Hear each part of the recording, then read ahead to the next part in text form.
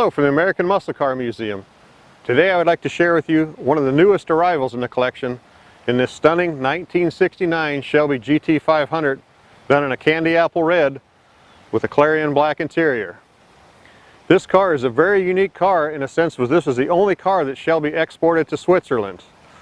This has a 428 335 horse, has a C6 automatic transmission into a 350 traction lock rear axle. Some of the unique features Shelby did when he converted these cars: the front end sheet metal was removed and he replaced it with his own unique fiberglass fenders and hood. All 5 scoops on the hood are functional. The center one goes to the ram air cleaner. The other 4 help exhaust some of the engine heat out of the engine bay.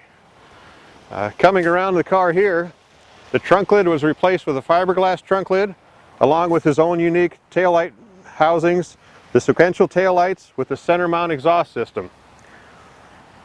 He added fiberglass scoops on the quarter panels, what could be made functional for cooling the rear brakes, and also the reflective side striping on it as you see.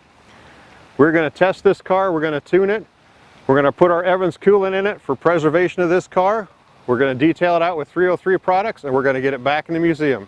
Once again, thanks for watching.